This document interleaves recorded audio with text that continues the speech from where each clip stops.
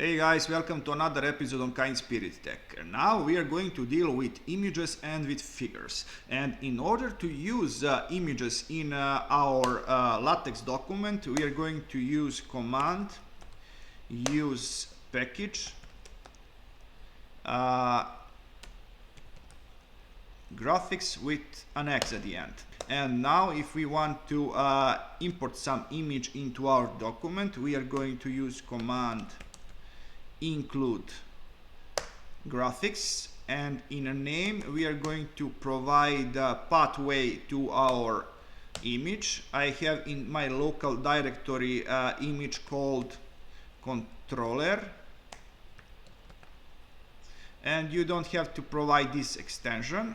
And with options we are going to deal with width and height. Let's say 4 centimeters width, and height is going to be 2.5 centimeters. I'm going to save this. Guess that I have some typo in here. Yes, we need centimeters. Save it again. Now everything is fine. Let me see what we have. And okay, we have some image of PS3 controller in our document. And now I'm going to import our image, but in different way. Let's say that I would like my width to be 0.5, means half, from text width. Text width, it's actually a width of our page, but useful width, so without padding. And I would like to keep aspect ratio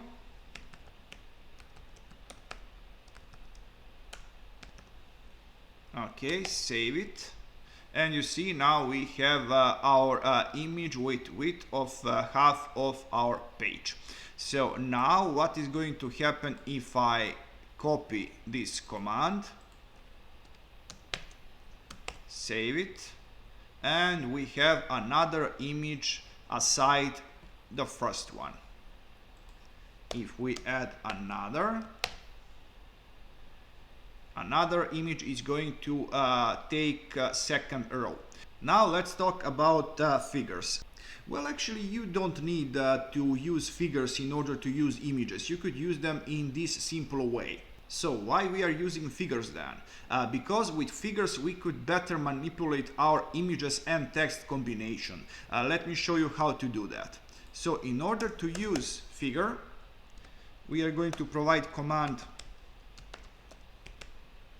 begin and end figure, and in here we are going to supply our include graphic statement. I'm going to remove this too, and let's say that I'm going to center these elements with centering, and I would like to have some text at the top. Okay, new line, save this. And you see, by default, if you don't provide any additional option, your figure is going to take the middle of your page. And if you want to solve that, you're going to provide additional option to your figure. H for hover, save it. And now your figure is going to take first available space on your page. And now I'm going to add additional option, and that is caption. If I save this, you see we are going to get caption. But now if you want to change this figure 1, you have to provide one additional command. So in front of our figure we are going to provide command renew command. Command is going to be figure name and text that we actually want to use instead of this figure 1.